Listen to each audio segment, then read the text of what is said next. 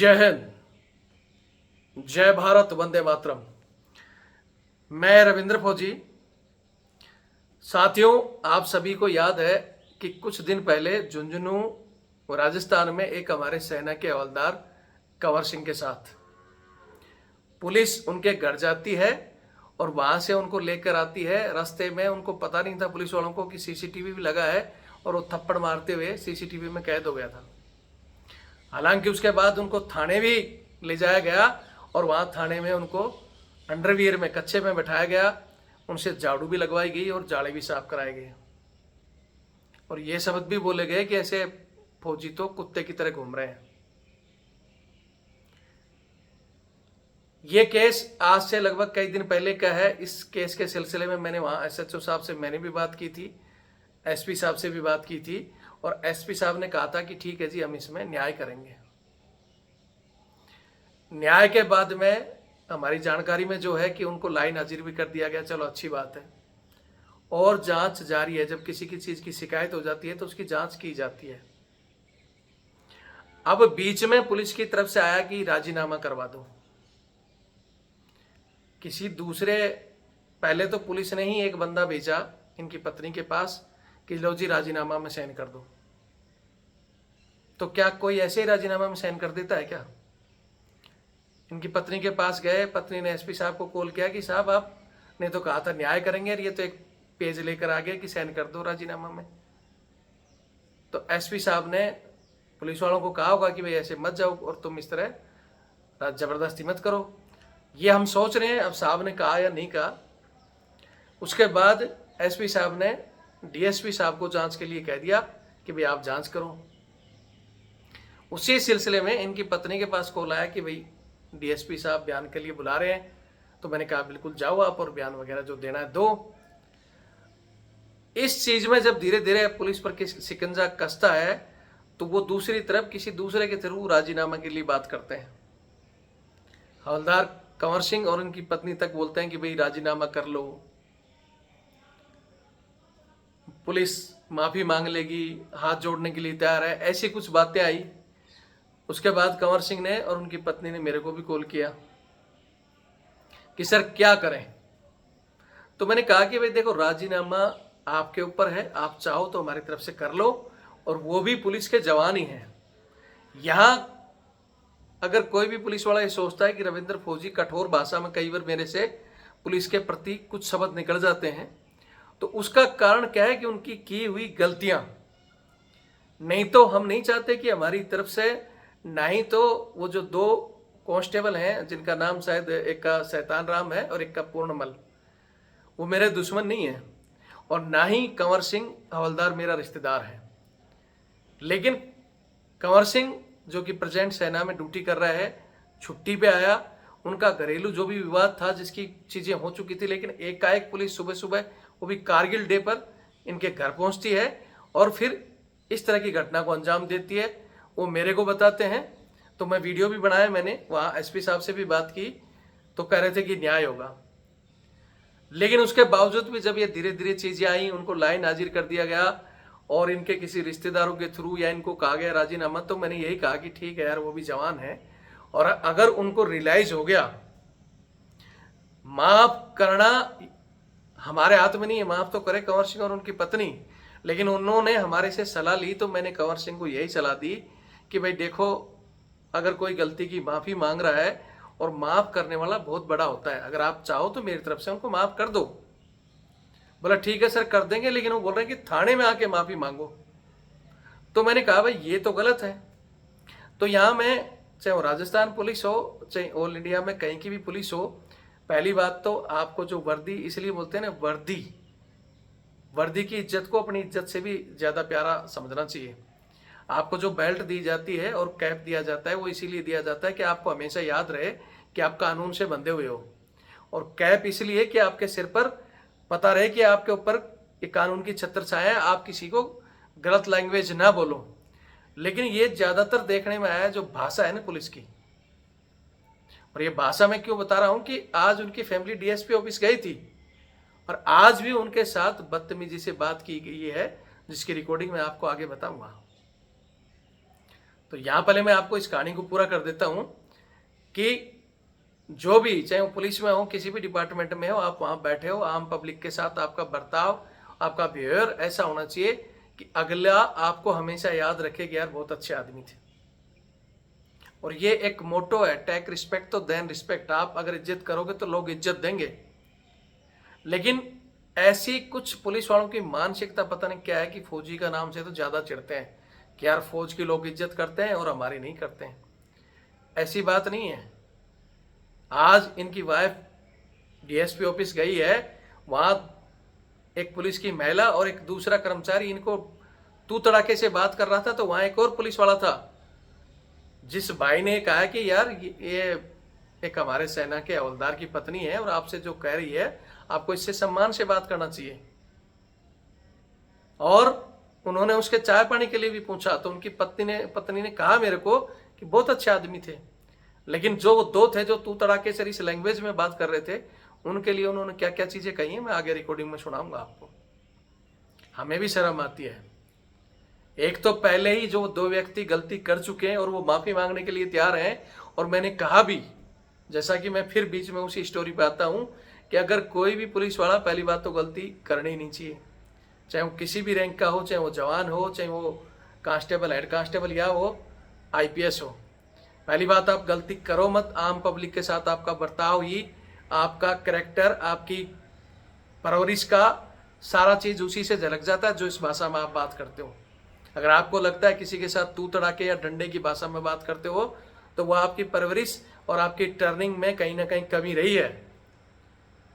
हमने भी जेएंडके में ड्यूटी की है जहां औरतें और बच्चे और बुजुर्ग कई बार उनका जो बिहेव होता है बहुत ही पत्थर तक मार देते हैं, वो गाली गलौज तक और पता नहीं क्या क्या कर देते हैं। लेकिन उसके बाद भी हमारे जो फौजी है वहां ड्यूटी करते हैं, वो इंसानियत के नाते कभी बूढ़े बुजुर्ग और बच्चों पर इस तरह का प्रहार या इस तरह की भाषा यूज नहीं करते। हो सकता है हमारे में भी एक दो, मैं नहीं कहता कि सारे हैं, एक दो में हमारे भी इन जैसे होंगे जो लेडीजों के साथ इस भाषा में बात कर रहे हैं। लेडीज ने तो की, लेकिन वो जेंट्स भी एक लेडीज के साथ इस प्रकार की भाषा यूज करता है। मैं फिर इस टॉपिक में आऊंगा, लेकिन जो पहला टॉपिक था कि भाई कोई भी, मैं मानता हूं कि चलो ड्यूटी कर रहे हैं और किसी स्टेज में आकर, किसी प्रेशर में आकर या कैसे भी आप वहां गए और आपसे गलती हो गई और आपका दिल गवाही देता है कि हाँ जी मैंने गलती की है और मैं हाथ जोड़ने के लिए तैयार हूं, पैर पकड़ने के लिए, माफी मांगने के लिए तैयार हूं, तो फिर माफी आप वहीं मांगने में कहां दिक्कत आ रही है जहां आप उस आदमी की इंसल्ट कर चुके हो। कंवर सिंह और उनकी पत्नी ने यह कहा कि अगर आपको माफी मांगना है तो आप आ जाओ। जहां उनके घर से आप उनको खींच के ले गए, पीपल के पेड़ के नीचे बाहर उनके गांव के लोगों ने देखा है थप्पड़ मारते हुए, तो वहीं उसी पीपल के पेड़ के नीचे गांव वालों के सामने अगर आप माफी मांग लोगे तो क्या आप छोटे हो जाओगे? लेकिन जी नहीं, माफी मांगेंगे थाने में, चाहे पैर पकड़ लेंगे, लेकिन वहां माफी नहीं मांगेंगे। मैंने खुद कहा कंवर सिंह को और उनकी वाइफ को कि जो भी बंदा ही कह रहा है कि पैर पकड़ लेंगे एसएचओ साहब या एसआई साहब, हमें किसी से भी वर्दी में पैर पकड़वाने की जरूरत नहीं है। हम नहीं चाहते कि वो इंडिविजुअल कोई नत्था सिंह जत्था सिंह नहीं, वो पुलिस की वर्दी की रिस्पेक्ट है कि वो पुलिस की वर्दी में किसी का पैर नहीं पकड़े, लेकिन वो आकर उससे हाथ जोड़कर राजी राजी माफी मांग ले, चाहे वो वर्दी पहन कर नहीं आए, और वहां जाकर माफी मांग ले उनके गांव के लोगों को इकट्ठा करके।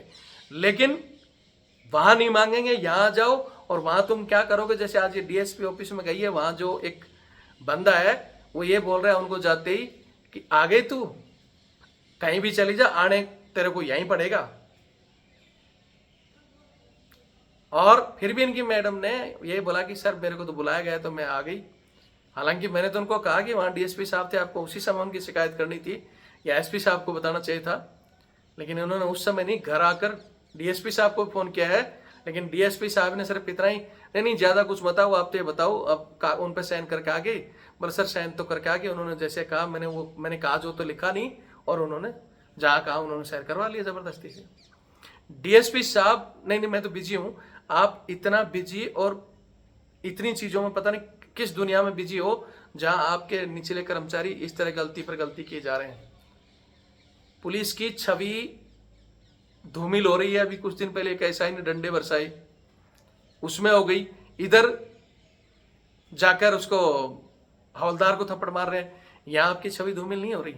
और अगर वो व्यक्ति जिनको मैंने खुद कहा कि ठीक है यार वो स्टेशन में थे, गलती हो गई, वहाँ अगर माफ़ी मांगते तो उनको माफ़ कर दो, और पैर पूर पकड़ाने की जरूरत नहीं है, क्योंकि वो भी वर्दीधारी हमारे भाई हैं, छोटे भाई हैं। ये चीज़ें मैंने खुद कही। यहाँ मेरे बहुत से साथी मेरे को कहते भी हैं कठोर, सर आप ये करते हो, फलाना करते हो, ऐसी बात नहीं है। यूपी में भी एक बार आपने देखा होगा रेशम सिंह के साथ कांड हुआ था। हालांकि 6 महीने वो बंदा घूमता रहा। 6 महीने बाद जब उनके सरपंच ने बताया कि भाई ये शहीद का पोता है, वो जो थानेदार था वहां जिसने गलती की थी, आप इसको माफ कराओ, तो मैंने बोला माफ मैं नहीं कर सकता। जिससे गलती किए घर पे जाओ, रेशम सिंह से माफी मांगो। और 6 महीने बाद उनका क्या हुआ, हालांकि मैंने फिर बाद में बोल ही दिया था कि मैं राजीनामा नहीं करा सकता। और इस केस में हालांकि मैंने यहाँ जरूर बोला, क्योंकि वो दोनों सिपाही, उनका भी घर परिवार है, और वो कह रहे हैं कि सर उनका घर परिवार है और कुछ सजा हो जाएगी। तो हमें किसी को सजा दिलाकर कहीं कोई वो नहीं हो रहा है।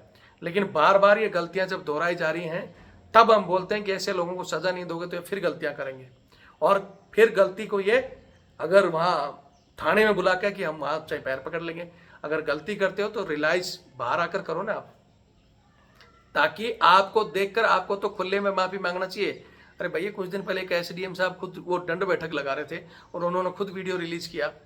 तो आपको तो खुद कहना चाहिए कि हाँ जी हम जाएं और हम हाथ जोड़ रहे हैं कि हमारे से गलती हुई, ताकि आपका दूसरा भाई भी ये सोचकर गलती करे ना करे कि भैया मैं भी गलती करूंगा तो मुझे भी इस तरह हाथ पैर जोड़ने पड़ेंगे। लेकिन वो ना करके और तरीके की भाई किसी तरह सहन कर दें और अपनी कुरापाती दिमाग इस्तेमाल करके।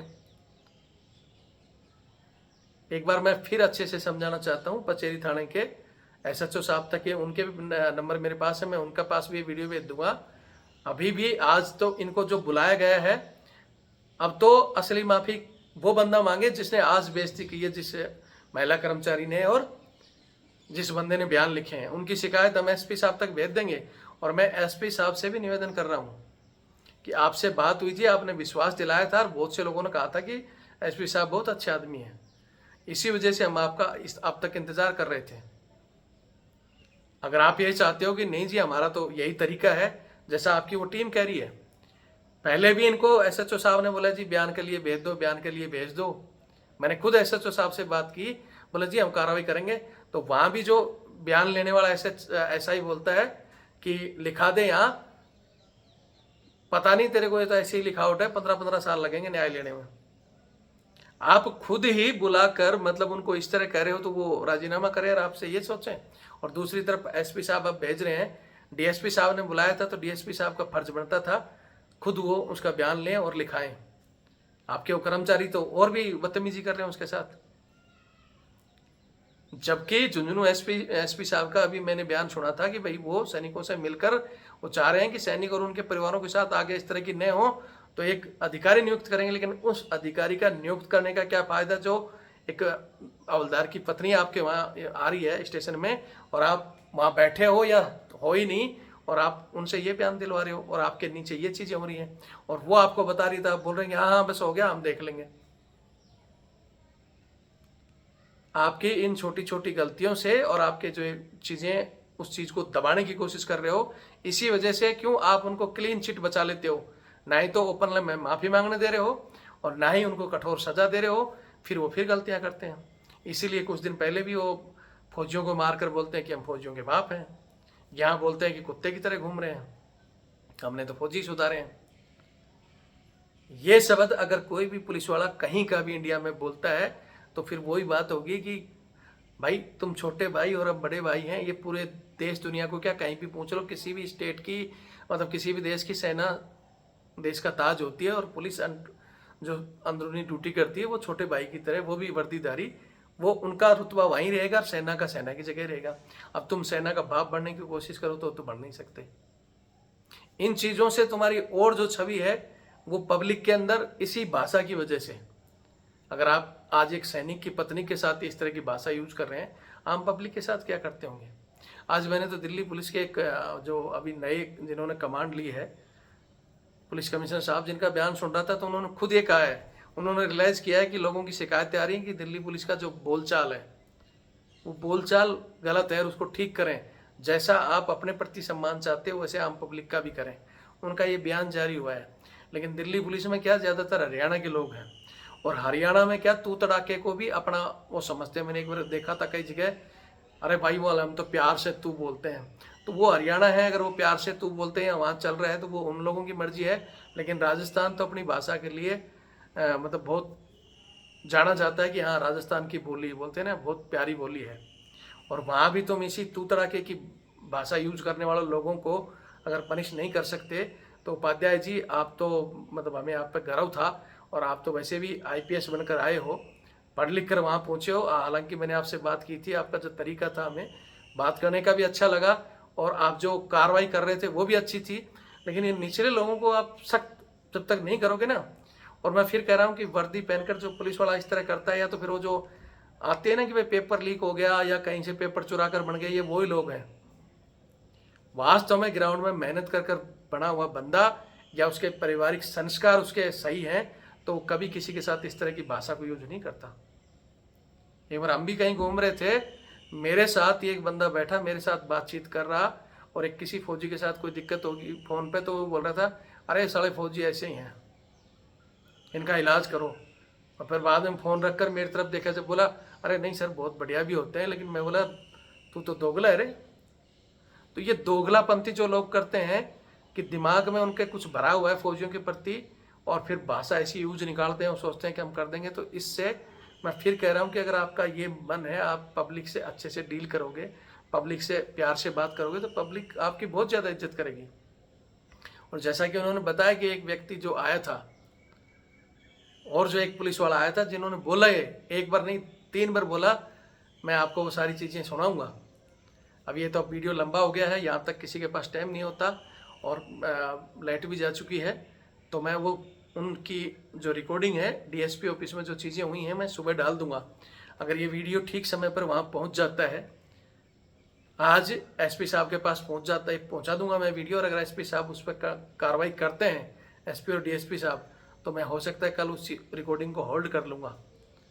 नहीं तो फिर आप बोलोगे जी पुलिस की छवि फिर कह रहा है रविंद्र फौजी नहीं चाहता किसी भी पुलिस वाले की या उसको माफ़ी मांगनी पड़े और ना उनकी कोई वो हो। मैं तो खुद उनको अपने जो भी मेरे चाहे सेना पैरामिलिट्री फोर्स में ऐसे ही जवानों के लिए लगातार लड़ रहा हूँ, चाहे वो हमारे अधिकारी कर रहे हो, चाहे कोई भी किसी के साथ इस तरह की बदतमीजी करते हैं, मैं अन्याय के खिलाफ लड़ता हूँ और अन्याय सहन नहीं करता हूँ।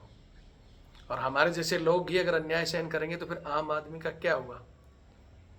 तो वीडियो मैं वहाँ तक भेज दूंगा, सुबह तक क्या कार्रवाई होती है तो अच्छी बात है, नहीं होती है तो वीडियो भी कल मैं डाल दूंगा कि उनकी पत्नी ने क्या क्या कहा है और क्या उनके साथ हुआ है। और डीएसपी साहब और एसपी साहब से निवेदन करूंगा कि ऐसे लोगों पर कार्रवाई करें। और एक बार फिर कहूँगा कि आपको अगर माफ़ी मांगनी है तो उन बंदों को भेजो, उनके गांव में जाकर वो 5 आदमी के सामने माफ़ी मांग ले, और वो परिवार उनको माफ़ करने के लिए भी तैयार है, मैंने कह दिया था। लेकिन इस तरह नहीं कि एक तरफ तो आप बोल रहे हो माफ़ी और दूसरी तरफ वहाँ बुलाकर ज़बरदस्ती बयानों पर बोलते हो कि तू ऐसे लिख, तेरी थोड़ी चलेगी, तू चाहेगा जो होगी, हम चाहेंगे जैसे लिखेंगे और तेरे को साइन करना पड़ेगा, नहीं तो तूने जो करना है कर ले। ये भाषा है पुलिस वालों की एक महिला के प्रति। फिर वो अगर ऐसी भाषा बोलकर वो अपने आप को बहुत ज़्यादा इंटेलिजेंस या अपनी वर्दी का रोब झाड़ रहा हो, तो तू ऐसी वर्दी पर ऐसी उस पर अगर आप महिला का सम्मान नहीं कर सकते तो आप उस वर्दी की गरिमा को गिरा रहे हो। बाकी वीडियो देखें और शेयर करें, और सुबह के अपडेट के लिए वेट करें। कल 12 बजे के आसपास मैं वो डाल दूंगा वहाँ के अपडेट लेकर। जय हिंद, जय भारत, वंदे मातरम।